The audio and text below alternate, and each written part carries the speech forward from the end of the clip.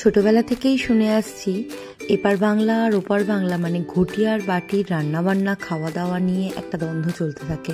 আমার বাবা মা কিন্তু মনে প্রাণে ঘটি, আর আমার শ্বশুরের আদিবাড়ি চট্টগ্রাম, আর সে কারণেই হয়তো আমার কাছে এই ঘটি বাটির ভেদাভেদটা আসে না। এতগুলো কথা বলার কারণ হচ্ছে আজকে আমি শুটকি মাছ রান্না করছি। যখনই বাড়িতে শুটকি মাছ রান্না করি আমার মা কিন্তু রান্নাঘরের আশেপাশেই একদম থাকে না। এদিকে আমার আর আমার বৌদির খুব প্রিয় হচ্ছে এই শুটকি মাছ, তাই অগত্যা মাকে সহ্য করতে হয়। আজকে রান্না করছি ভুনা শুটকি।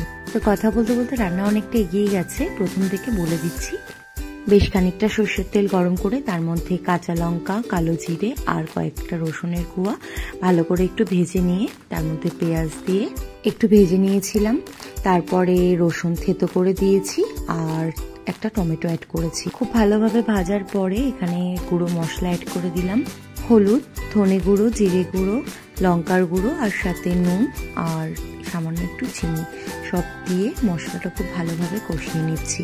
একদম ভালোভাবে ভাজা ভাজা করে নিচ্ছি। তারপরে এখানে অ্যাড করে দিলাম শুটকি মাছ।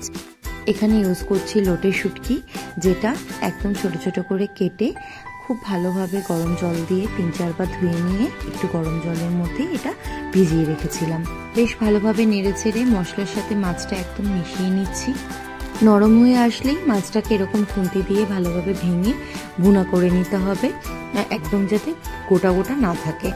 রান্নায় যারা রসুনের ফ্লেভারটা পছন্দ করো তারা কিন্তু এইভাবে রসুনগুলো একটু গোটা রেখে দেবে। একদম ভাজা ভাজা হয়ে গেছে, তেলও ছেড়ে দিচ্ছে, আমার রান্না রেডি। উপর থেকে ধনেপাতা বেশ খানিকটা ছড়িয়ে দিয়েছি। দেখো একদম রেডি হয়ে গেছে আমার লোটে শুটকির ভুনা। লোটে শুটকিটা এইভাবেই আমি রান্না করি। তো খুব কাছের একটা রেসিপি তোমাদের সাথে শেয়ার করলাম। তোমরা শুটকি মাছ কিভাবে রান্না করে খাও সেটা আমাকে অবশ্যই জানিও, আর এই রেসিপিটা ভালো লাগলে কিন্তু একবার ট্রাই করো। ভিডিও ভালো লাগলে একটু লাইক করে দিও আর আমাকে কমেন্ট করে জানিও। Thank you.